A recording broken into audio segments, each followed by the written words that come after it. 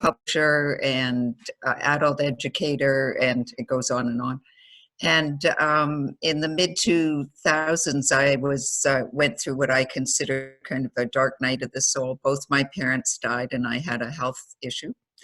And as I was coming out of that, you know, it was sort of a very internal time. And as I came out of that, I did my first constellation workshop. And I had just moved to Ottawa, and I didn't have a job, and I was looking for my next, you know, what would the next thing be for me in my life. And I did this first workshop with Mark Wolin, actually in Ottawa, which was wonderful. And at the very first constellation, I was sitting in the witness circle, and I heard inside that this is your work now. And I went, yes. It was like, okay. And that guidance has carried me through. So I lucked in. The most amazing thing, there was a training happening in Ottawa, started 3 weeks later with Corolla Castillo, and that was in 2009. So I did the family constellation work training all in 2009. And because I'd been a counselor and had that background, and I had colleagues in the field to practice, one of my colleagues who had a full-time practice said, well, why don't you just offer what you're learning to my clients, and you know, that they'll know you're learning, but those who are open, let's try it. So very quickly, I actually started doing constellation work right immediately, which for which I'm grateful. And I probably did 60 in a very short time, just because I had this colleague who was willing to share her clients in that way. And when I look back, the other piece was I had painted for 10 years in an intuitive painting process. And that, I consider that the best training I had for being a facilitator, actually, the way that kind of painting. So those were all leading up to being a constellator. After about 3 years, I felt I needed to expand more, and I didn't know what that was. But I had this sense that maybe organizational work would help, whatever it was that I was trying to expand in me. And so I invited Judy Wilkins-Smith, who does organizational training here on the East Coast of North America, maybe further than that, but certainly here. And so she came to Ottawa and did her modules to training in organizational work. And a lot of my friends said, well, you know, you've never worked inside an organization. What are you going to do with that? And I said, I don't know, but I know I need to be doing this training. And what happened for me in the organizational work was that somehow the basic teachings of, you know, the foundational teachings in constellation work somehow landed in my body in a way that, so I could embody them in a way that I hadn't in the early years. And so I'm very grateful for the organizational work and training. And then I started working with visionary organizations. So I started putting it into practice with over a long time. I'm still working with both those organizations over a long time so I got to practice organizational. So as I was doing that, again, I had this energy start moving in me and say, well, okay, now there's the next stage.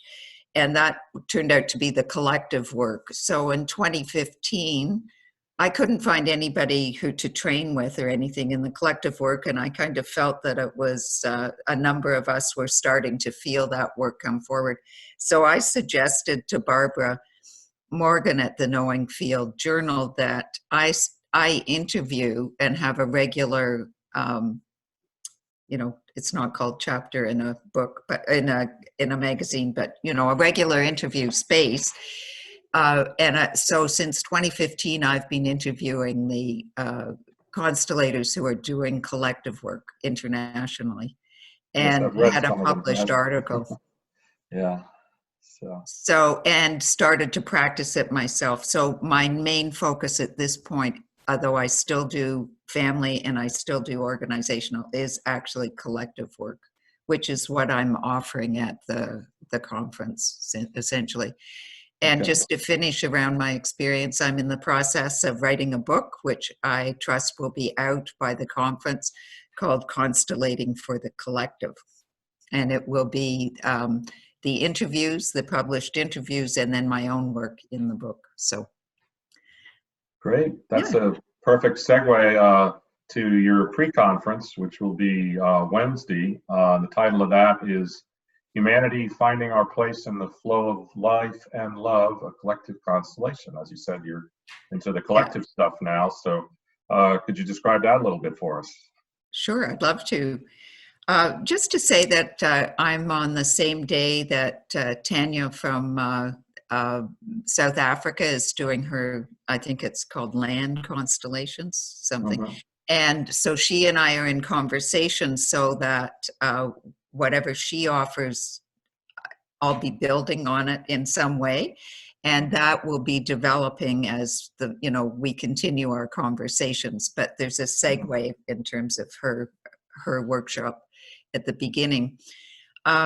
So this question, for me, it's uh, what is now a title, is actually started out as a question of what will it take for humanity to be in its rightful place in the flow of love and life?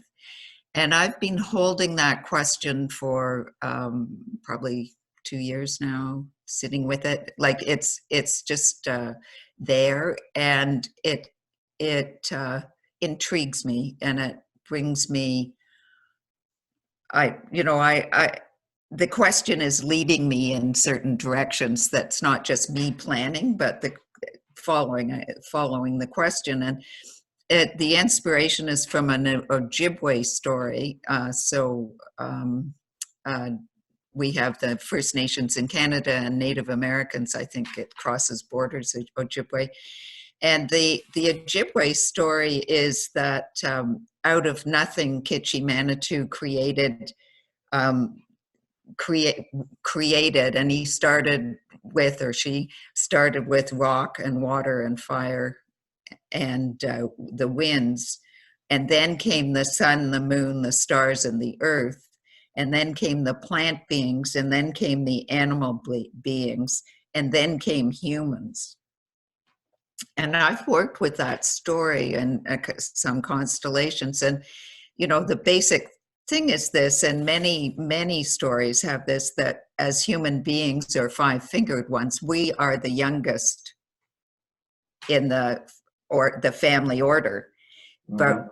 we tend to, as humanity, see ourselves as the eldest.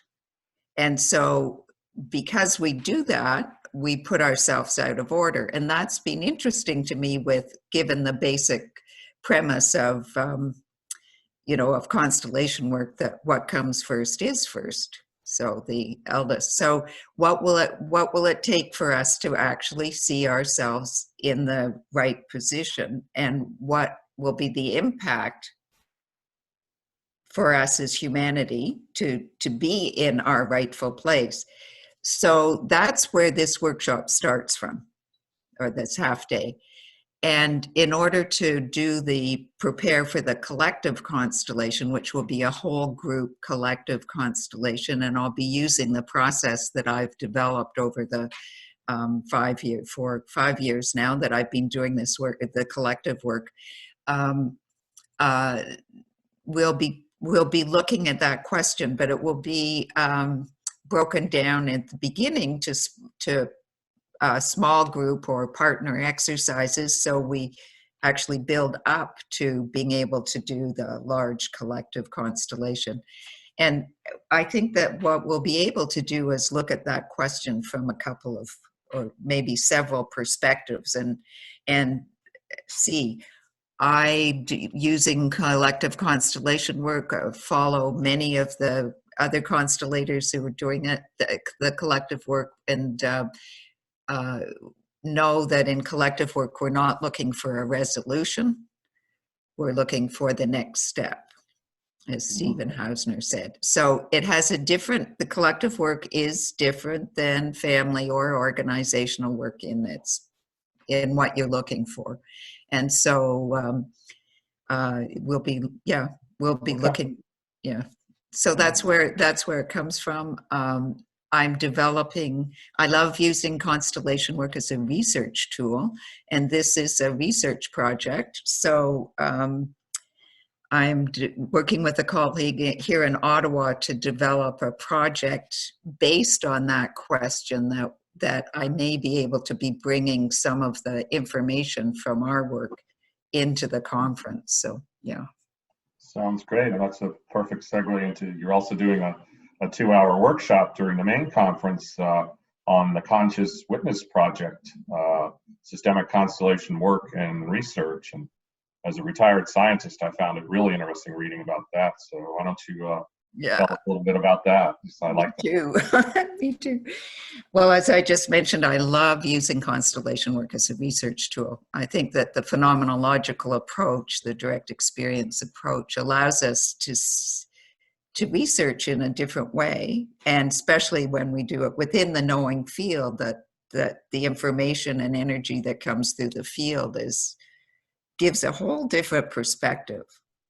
So what happened with the Conscious Witness Project is I was doing a workshop at a conference in Hungary, the Integral European Conference, in 2016 on a workshop called Finding a Home for the Victim and Perpetrator. And just before the workshop, I got a download. It felt that way, the sort of the names of the witnesses. So I was given names of different names for witnesses, and I've never heard that before. So the first 4 are trauma-based. So the witness, who denies, flees, freezes, and the 4th one is the one who feels they have to choose sides, so joins the fight. So those are all trauma-based. And then there was a neutral witness, or we often say observer witness. And the final one was what we now call the conscious witness. Originally, it was named the witness that sees beyond the pattern.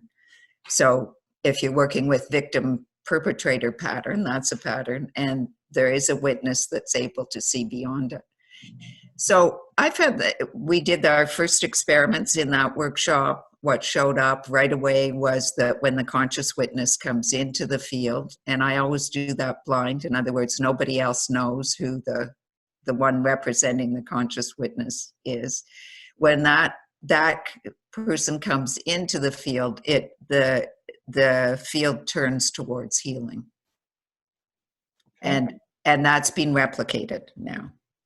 So it's really interesting. So out of that, Rosalba Stocco, who's on the board of NASC, and I got very excited about it. So she and I decided to continue the research, and she did it in her way with training constellators. She had a training group. And I continued to do it as in my collective constellation. So I wasn't training people. So I continued to explore different aspects of it. I then presented our findings at 2018 Integral European Conference. And after my presentation, a man named Peter Stefani, who lives in Slovakia, came up to me, and he's a retired quantum physicist. And he said, "Oh, well, I'm really interested in your work. I'd like to join the research. Would you like help?" And so Peter and I have been in discussion and doing experiments actually it took till last year. So we've been doing it for a year now of having conversations. He's conducting experiments in a quantum science kind of way with his coaching trainees that he's working with. And I've been working with Judy Wilkins-Smith, the woman I trained with organizational constellation work. And we are continuing the phenomenological approach to looking at the impact of the conscious witness on the field. What Peter and I have what we've turned out we needed to do to start with is to look at what's the relationship between the quantum field and the knowing field. So that's where we are right now in the research, is that. So what I'll be doing at the workshop is introducing the ideas of the witnesses, introducing exercises, and probably a full constellation where the group will get to experience what happens with the different witnesses as they come into the field. Rosalba's whole thing was, what if we, as doing constellation work, the witnesses sitting in the circle, what if they were conscious of what kind of witness they were in the face of looking at what's happening in the field? Because we never talk about that. We just say you're a witness, but we don't say, be conscious. So, and we do know the quantum physics shows that the observer effect, that the observer changes what's happening in the field. So, well, you can see I'm quite excited about the process. I'm excited about the collaboration that's happening, and I think the potential for this piece of work to move out and actually be useful in these times. Like, what if we had a whole lot of conscious witnesses? What would things look like if we did that? So yeah, so that's what that workshop's about. Yeah, no. It will be an experiential. I mean, I'll be explaining some of it, give a background a little bit, but it's actually an experiential workshop. Yeah. No, it's fascinating. I mean, I've always, thought that, quantum physics, quantum mechanics, whatever you want to call it, it explained a lot of the, oh my God, what's happening here, stuff that goes on in constellations. There's a nice theory there for it. Really, really cool for me to see it actually being, explored scientifically. Testing it, eh? Trying to test it, yeah. Yeah, I think it's great. Thank you. I have to say that I'm, I'm learning a lot, because I don't have any quantum physics background, right? So, but I find it really interesting, because I'll say something Peter doesn't know about. He's now experienced a few constellations, but it's not his background. And so he'll say something from what he's doing in his experiments. In my mind, my mental thing goes, haven't got a clue what he's saying. But then I'll respond from a constellation perspective, how I might try it. And it totally fits. So it's so interesting to not feel I have to intellectually understand, with our experience in the knowing field, right? We can allow that kind of whatever's going to come forward. So yeah, it's been really wonderful to collaborate. Yeah. Left brain and the right brain, they can work together. Why is this topic such a passion for you? Both topics? No, constellations. Yeah, constellation. Why constellation? Yeah, you're right. I should reword that. Anyway, yeah. Why is constellation such a passion for you? I have felt for a number of years that its time is now. That all of the work building to now, and I know it's been useful, but that there is something about constellation work right now in the world that we're living in now and the challenges we face that is needed. And it just feels right time, right place. So there's the sort of global openness to, I think it is opening. I think people are responding more to it, but just that it's needed. And I feel so strongly it's needed. And I do hear that even from people who are not constellators, but who know the work that we're doing. And for me personally, it really is allowing me to use everything I have. Carola Castillo said at our very first training, before we'd even introduced ourselves to the group, she looked at us and she said, you're going to take everything you've done, everything you've learned, everything you've experienced, take this training, creative spirit will work with you, and you'll bring this work out in your very own way. And inside me said such a big yes to this process that could allow all of that. And as I started, I did have I've had a very eclectic work life, but work life. And it allows me to bring everything to it. And I need everything in the work I do. So especially at the, working at the collective level, we're working at a level of complexity that's big. It's quite different than family work. It's sort of collective for me, the complexity. And as someone said to me recently, and actually constellation work is possible to see the simplicity beyond that complexity when you do constellation work. So yeah, I think there's so many gifts in it for me.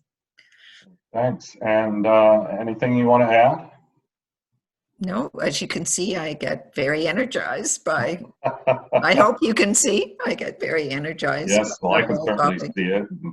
It's I love this stuff too, or I wouldn't be here. So, Diana Claire Douglas, thank you so much. And again, Thanks. Diana Claire will be doing a pre-conference workshop on Wednesday, I believe it's in the afternoon, and she'll be doing the 2-hour workshop on conscious witness during the conference itself. Thank you again, Diana Claire. Thanks so much. Bye. Bye-bye.